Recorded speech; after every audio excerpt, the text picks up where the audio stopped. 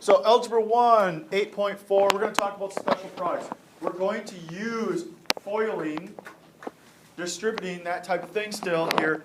But is there a possibility or a way that maybe there's a pattern? Maybe we're going to come across problems where we're going to say, hey, seems to be, when I see this particular thing, this happens. Make it go faster. And anytime we can do math faster, we generally think it's easier. I don't know why, but that's what we do. The first pattern that we're going to talk about is this pattern. It's the sum of squares. Now, the sum of squares, you can actually have the square of a sum. You can also have the square of a difference. And it follows the exact same pattern, but b would be negative instead of positive. And we could technically change it that way. So let's figure out what this pattern is. So as of right now, what does it mean to square something? Times it by itself. So therefore, a plus b squared is a plus b times a plus b. Yeah? So now, it's a binomial times a binomial. We're going to use the four-letter F word. We're going to FOIL it. So, we start to draw our rainbows. A times A squared. A times B. AB. So it's a positive AB. B times A. It can be a BA. Or AB. Or, I like to keep things in order, it's AB. And B times B is B squared. So is everybody okay with that? I know I moved a little quicker, but I think at this point we should all understand how to FOIL and how to multiply there.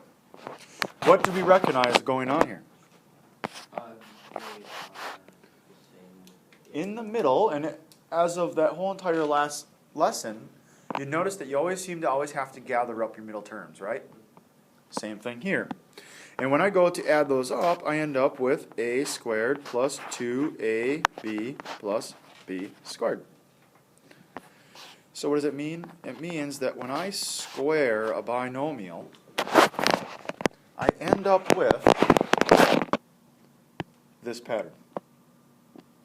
So if I recognize that it's a plus b squared, all I have to do is square the first term, square the last term,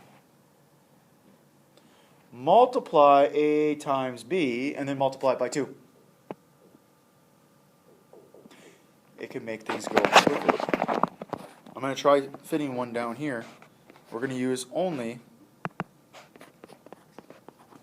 the pattern. This is a binomial squared, yes?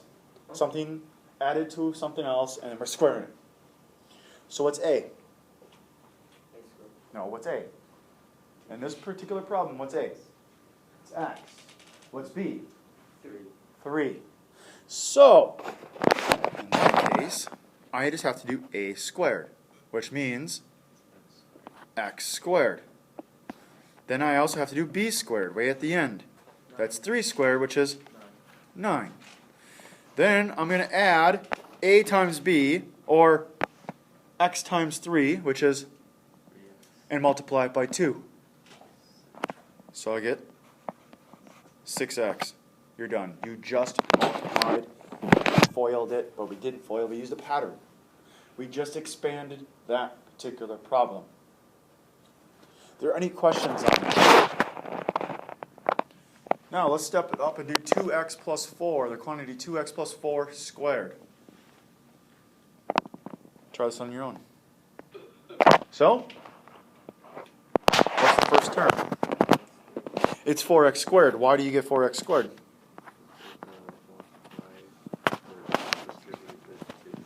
You have to square a, but a in this case is 2x.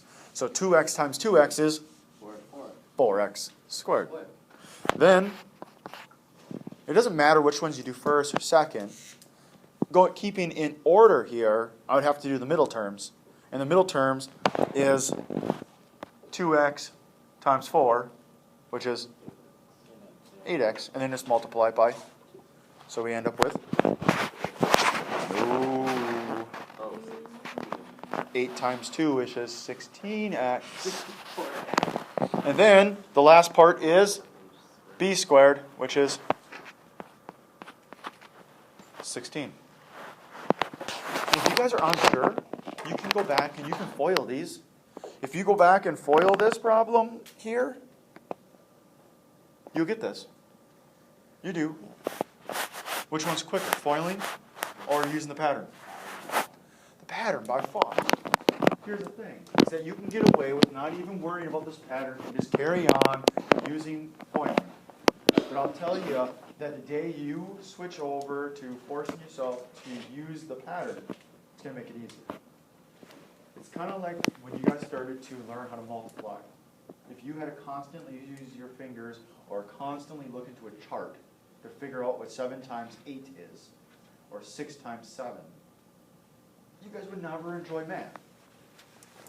But you guys use it, you guys should know what 6 times 7 is. And so it makes it quicker. And when things go quicker, it's more enjoyable. Okay? Now, I'm going to change this up just a little bit. It's not much.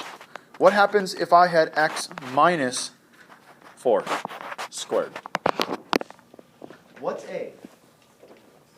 It's x. What's b? It's not 4. It's a negative 4. Because this is what I'm going to do.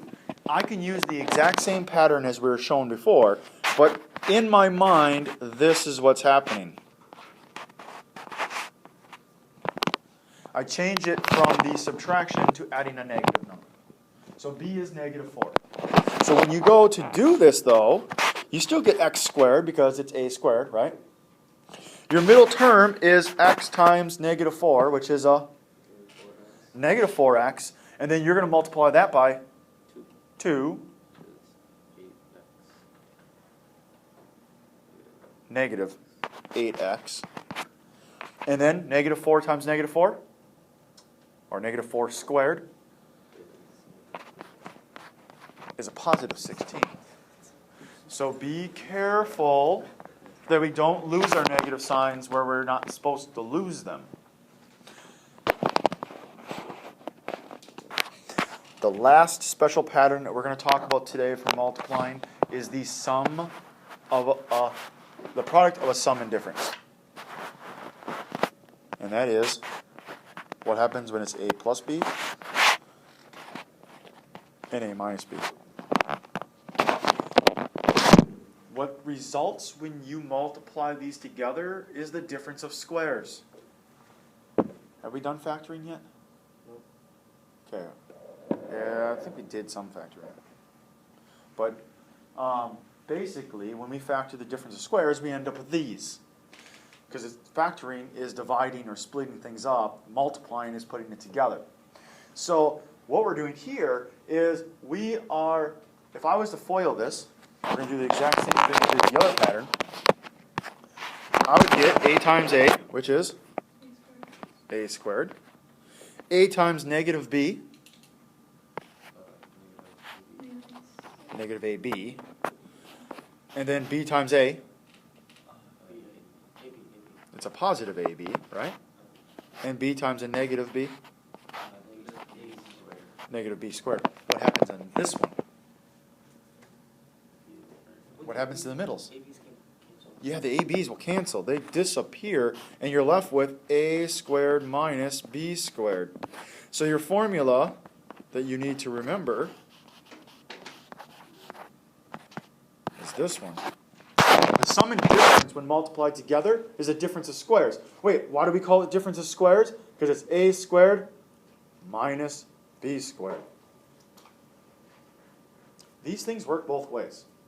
So technically, eventually, you're going to be asked to factor something like this, and you would write these. Right now, we're multiplying these to get that. Guys, order doesn't matter. This can be a minus b times a plus b, and it still equals a squared minus b squared, okay? So both of these work.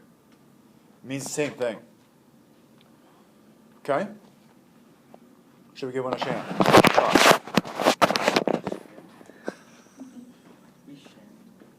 Okay.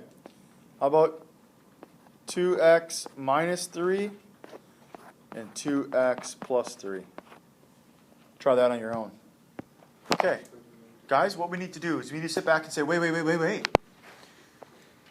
I want to FOIL these right now because there's two things sitting next to each other. But then you're like, wait a minute. They both have a 2x and they both have a 3. Well, they differ in the signs. So that means it must be the sum and difference. So that means it's just a squared minus b squared. So it means square a. What's a? It's 2x. What's 2x times 2x? And minus 9. Done. That's way quicker than using foiling.